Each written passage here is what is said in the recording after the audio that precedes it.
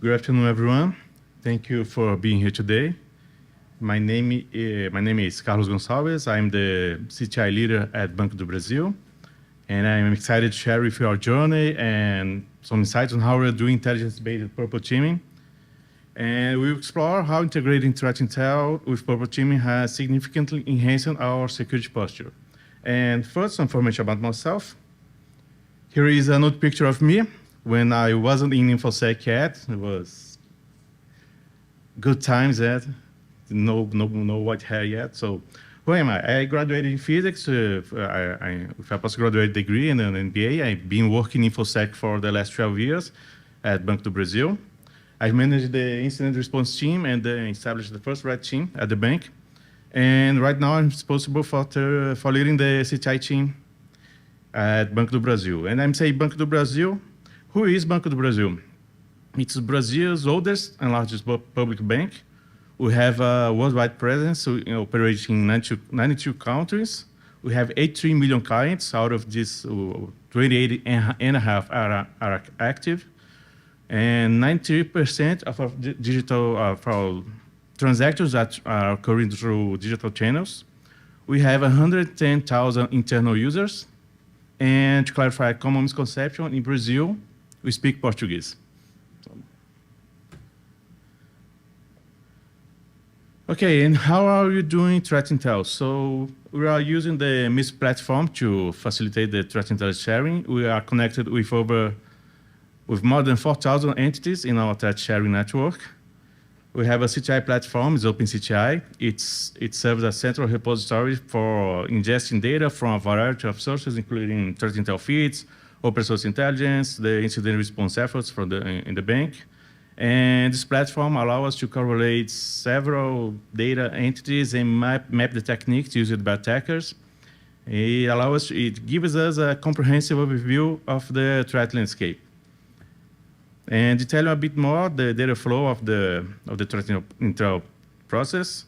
At the heart of our operations, there is the platform, as I said, OpenCTI. It integrates data from all these sources, the threat sharing network, open threat feeds, sandbox analyzers, and several databases such as VirusTotal, MyAttack, CVE, etc. And this data goes to our threat intel team, which uses the platform to analyze this vast amounts of information and turn them into actionable insights. And with this, they were able to identify IOCs, compile threat reports, monitor the attack surface, and extract the top techniques that are being used, or that will be used for against the bank. They will be used on our pop team campaigns. And during these campaigns, we use another tool. It's called Vector. This tool we are using it as the purple team campaign management. So to give you an example, let's analyze a ransomware, Wasted Locker.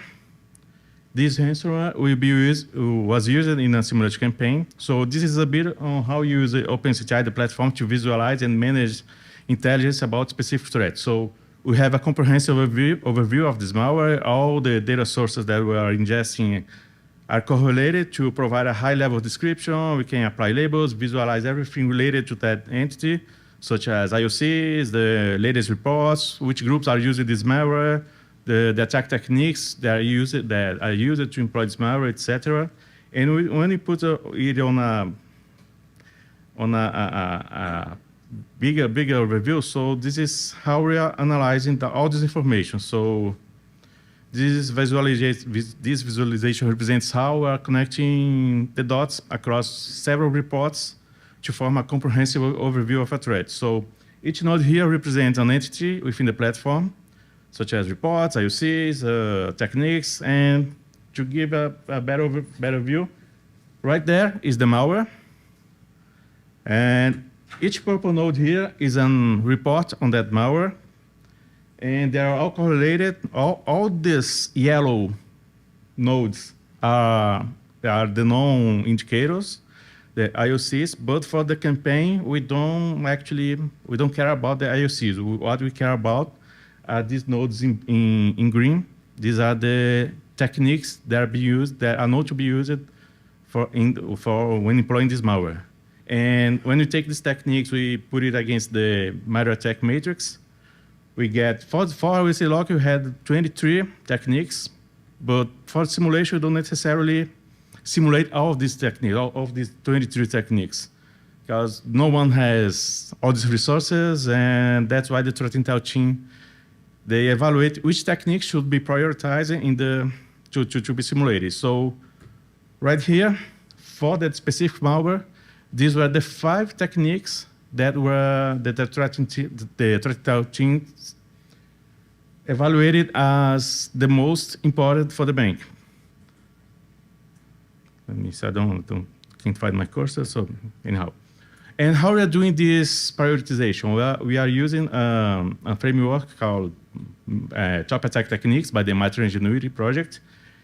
This methodology, it has 3 points. It's prevalence, choke point, and actionability. Prevalence, it simply tells how much a specific technique is being seen on several attacks. Choke point is a measurement on specific techniques that will be useful to focus on a specific attack, like process injection. When we analyze an attack chain, we can see that in many attacks, there are several techniques that are used before calling process injection. There are many techniques go to process injection as the next step, and after process injection, they are going to several other techniques. So instead of focusing on all these techniques around process injection, if we focus on that specific technique that is a choke point, we might have a better chance to stop the full attack. And the last one is actionability, is a measure of what can I do against technique. So if there isn't much thing, I can't do much about that technique. It receives a lower score.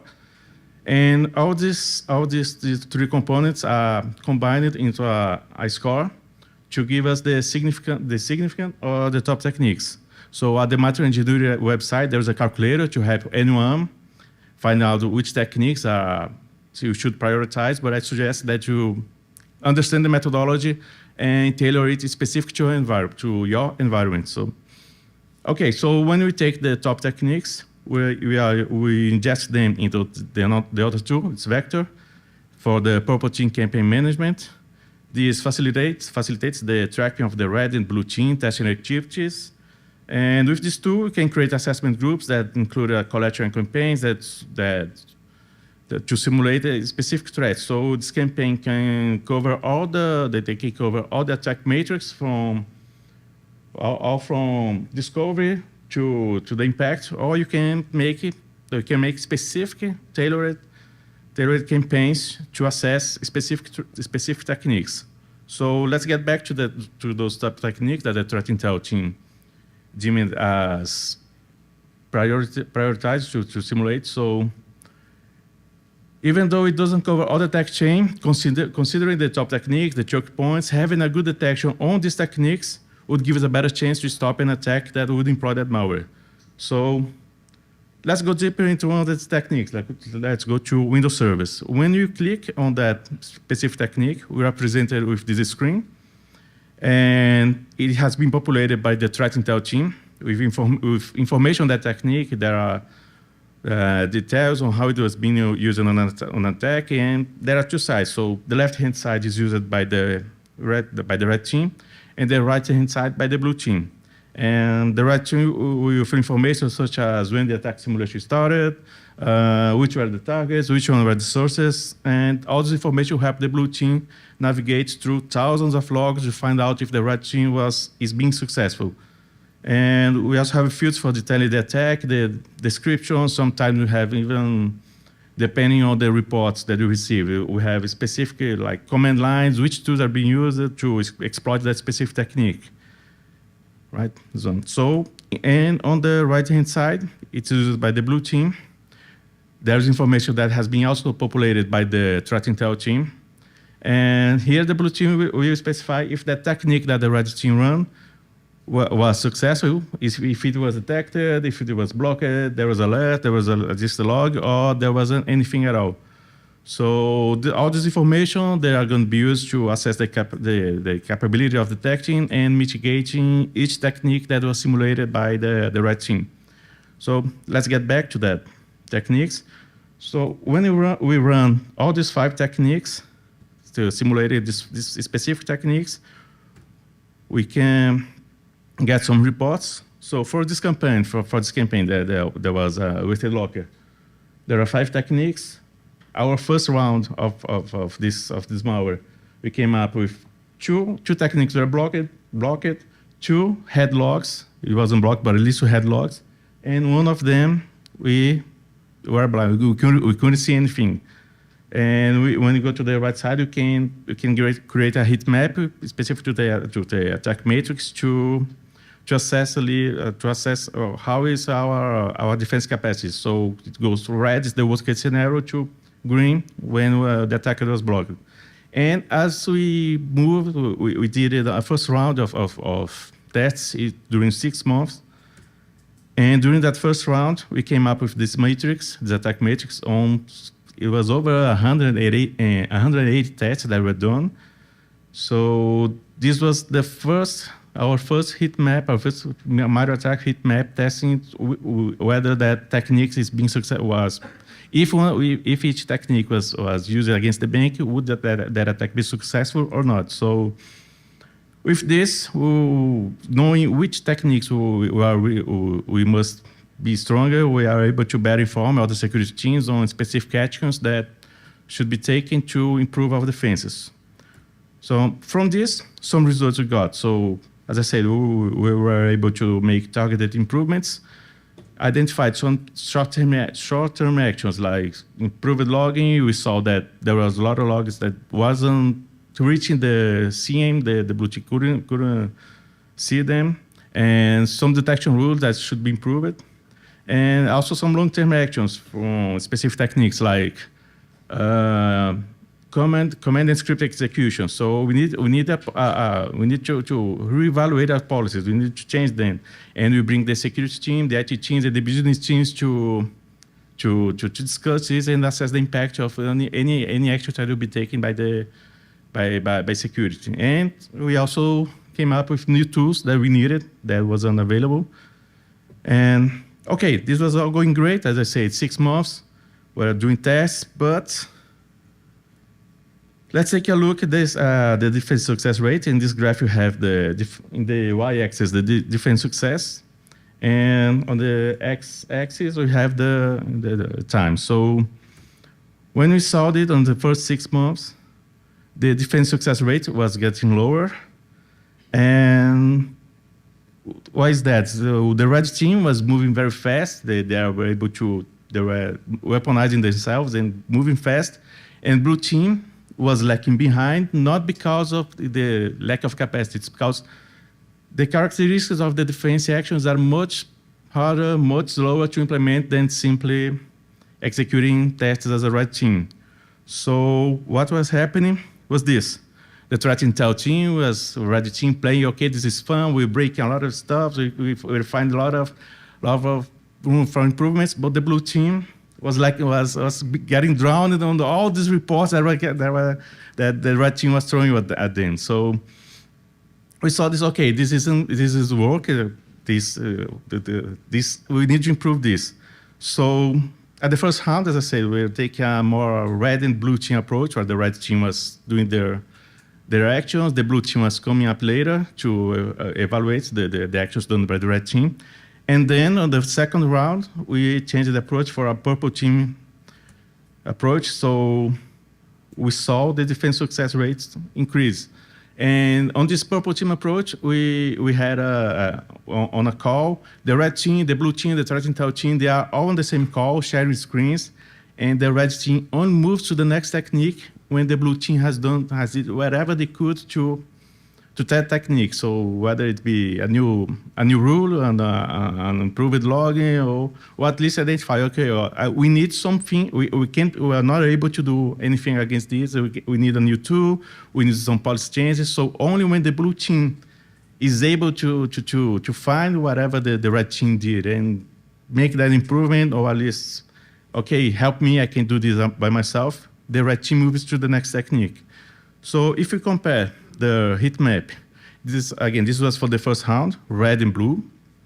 When we changed that approach to a purple teaming, this was the heat map for the attacks that were done after that change for the purple team. So this is a direct result of the improvement that were identified by the blue team, including new tools and better visibility, better process that was done by the defense team. So we still have a long road ahead, and as the threats are dynamic, this evaluation must be constant and retesting the techniques with new procedures.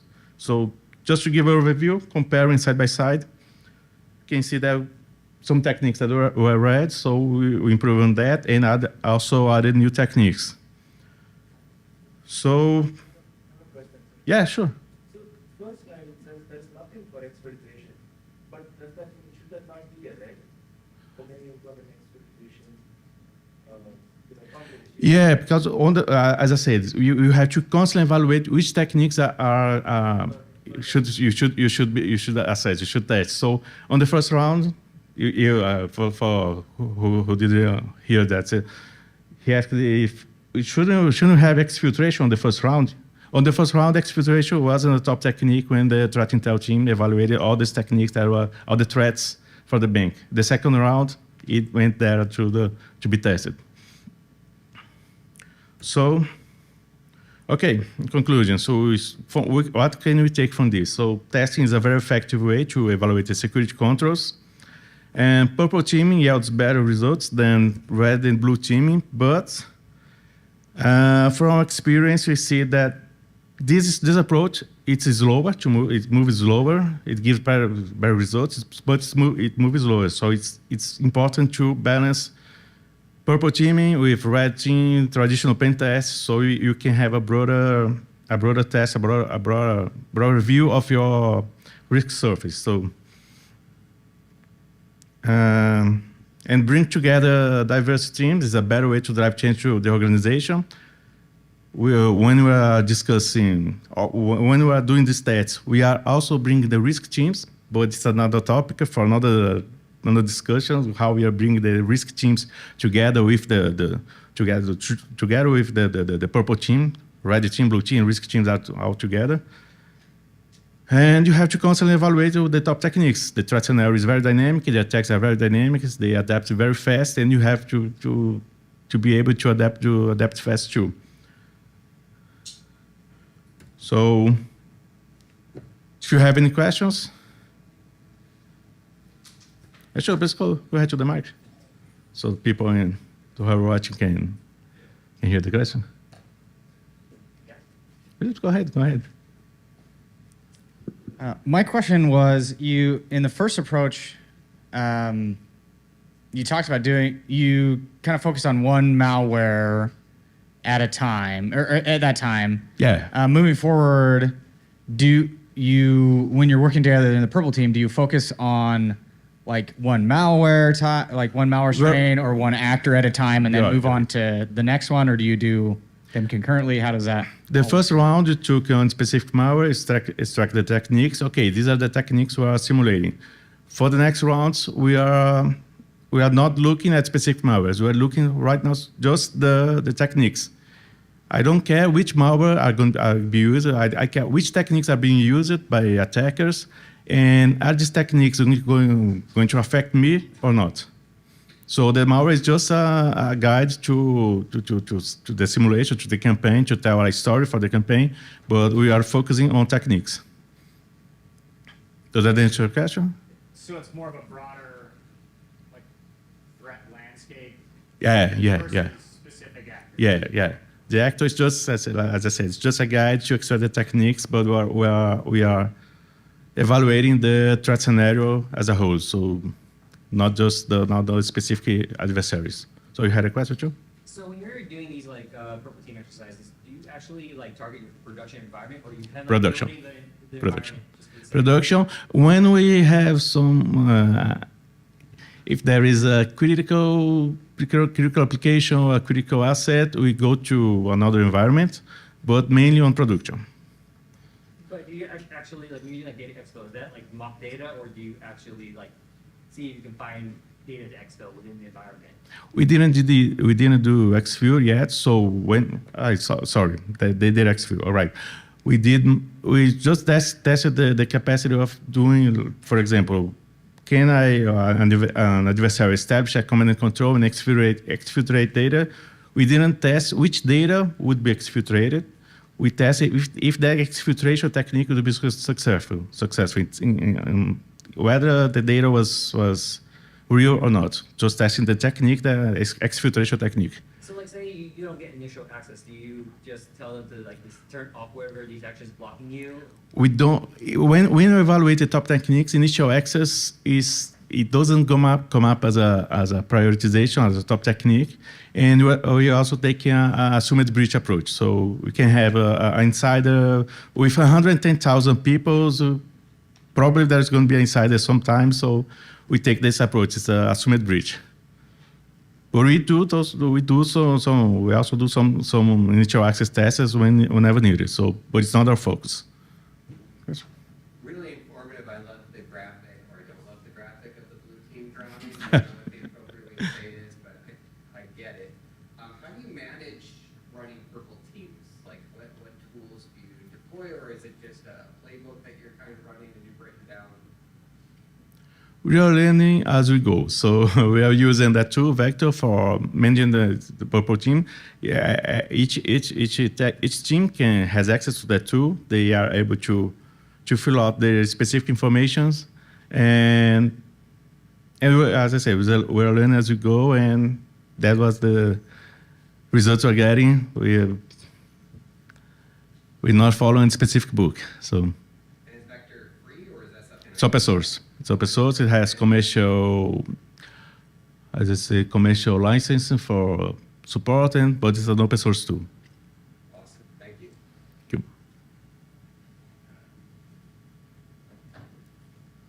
All right. Anyone else?